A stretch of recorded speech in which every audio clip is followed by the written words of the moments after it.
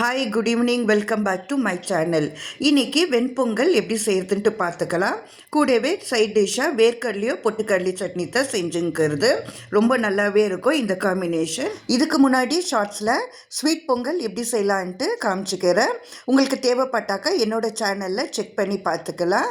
அதில் கரெக்டான மெஷர்மெண்ட்டு பருப்பு, அரிசி, தண்ணி எவ்வளோ நம்ம குக்கரில் வச்சுக்கணுன்ட்டு கிளியராகவே உங்களுக்கு செஞ்சு காட்டிக்கிறேன். நீங்கள் தேவைப்பட்டாக்கா என்னோடய சேனல் செக் பண்ணிக்கலாம். ஸ்வீட் பொங்கல், வெண்பொங்கல் கூடவே உளுத்த வடை எப்படி செய்யறதுன்ட்டு கரெக்டான மெஷர்மெண்ட்ல உங்களுக்கு செஞ்சு காட்டிக்கிறேன். உளுத்த வடை எப்படி செய்யலான்ட்டு நெக்ஸ்ட் ஷார்ட்ஸ்ல அப்லோட் பண்றேன். பார்ட் 1, பார்ட் 2, பார்ட் 3 மாதிரி நான் 3 இதுவாக பிரிச்சுக்கிறேன். ஏன்னா நான் வீடியோவாக அப்லோட் பண்ணாக்கா எனக்கு அவ்வளோ வியூஸே போக மாட்டேங்குது.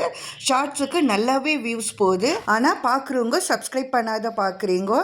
உங்களோட சப்போர்ட்டு என்னோட சேனலுக்கு தேவைப்படுது. அதனால புதுசாக பார்க்குறவங்க சப்ஸ்கிரைப் பண்ணி பாருங்க. பெல் பட்டனை நீங்கள் ஆன் பண்ணாதான் நான் போடுற எல்லா வீடியோவும் உங்களுக்கு நோட்டிஃபிகேஷனாக வந்து சேரும். ரொம்ப சிம்பிளான மெத்தடில் தான் வெண்பொங்கல் எப்படி செய்யலான்ட்டு பார்த்துக்கலாம். பேன் நல்லா ஹீட் ஆனோடனையும் 3 டேபிள் ஸ்பூனு எண்ணெய், 3 டேபிள் ஸ்பூனு கீ நம்ம சேர்த்துக்கலாம்.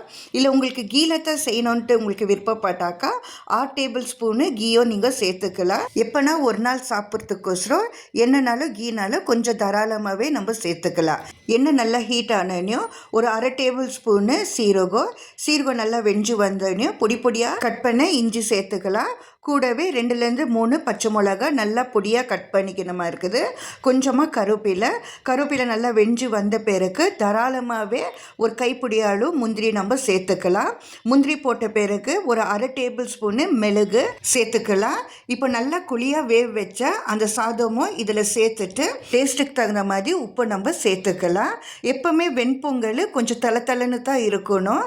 அது சில்லு நாவாவோ கொஞ்சம் கெட்டி பதத்துக்கு வரும்.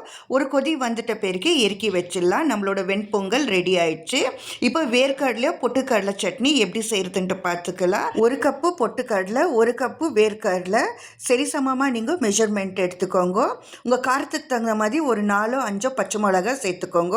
நெல்லிக்காய் சைஸு புளியை நம்ம சேர்த்துட்டு ஃபஸ்ட்டு குறைன்னு அரைச்சின்னு எடுத்துன்னு வந்துடலாம். இப்போ கொத்தமல்லி, உப்பு, தேவையாக இருக்கிற அளவு தண்ணி சேர்த்து அரைச்சி எடுத்துன்னு வந்துட்டாக்கா ஹோட்டல் ஸ்டைலு சட்னி ரெடி ஆயிடுச்சு.